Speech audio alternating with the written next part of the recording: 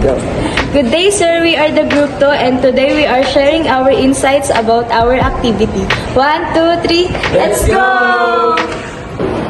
Kasi kaya dirty business to, yung kung sino yung mga talagang kumukuha ng mga bato na yun, na anong bato na tawag din?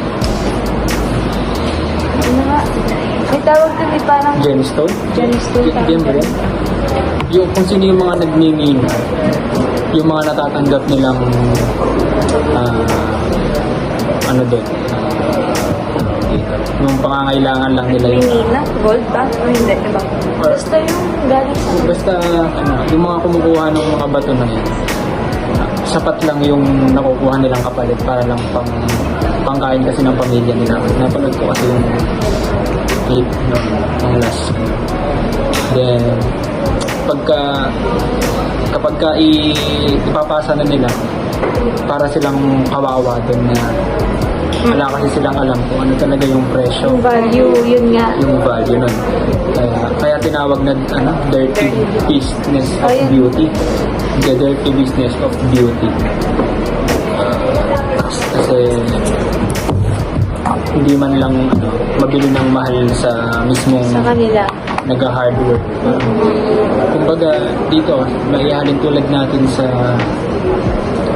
yung mga boss, gano'n, yung mga worker.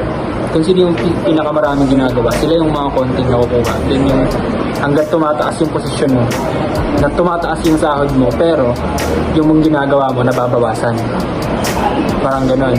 Kung sino yung pinakababa, sila yung pinakamaraming ginagawa, pero sila yung pinakakonting nakukuha.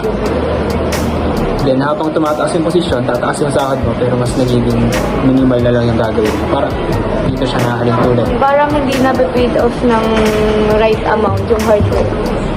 Kasi nga, sa baba ka lang. Parang limited lang yung alam mo dun. Pero yung mga nasa taas, parang tinitake advantage nila yung capacity ng tao. Ikaw, boss, anong masasabi mo din sa dirty business gimmick?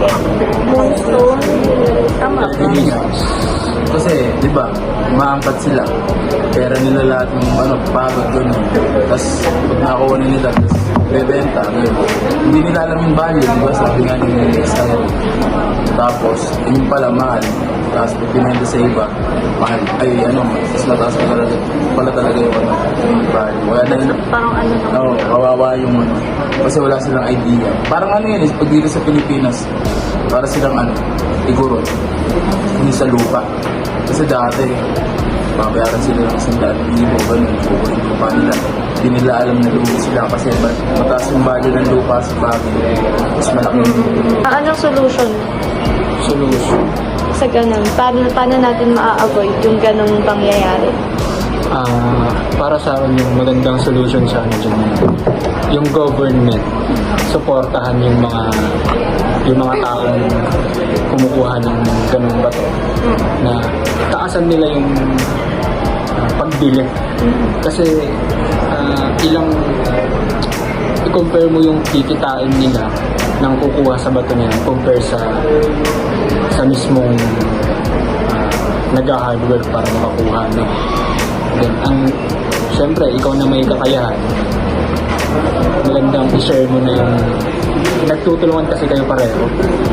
Kapag binili mo yung bato sa kanila, para sa iyo din yan, then para sa kanila.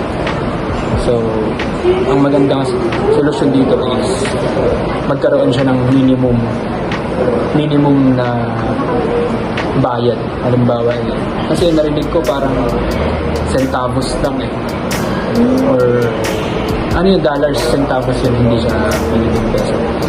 Parang kapiranggat na halaga lang. Then, siguro magkaroon siya ng minimum na kahit man lang siguro $5 to $10, yun ang para, kasi pareho lang sila nagtulungan. Pero kasi pag kumbaga government, paano kung yung mismo yung government? Parang, syempre, ikaw, parang bilang part ng government, parang lalo na kumbaga buhaya ka sa Corrupt. Oo, di ba? Ang hirap din, di din natin masabi. Kaya both wise and lang. It depends na lang.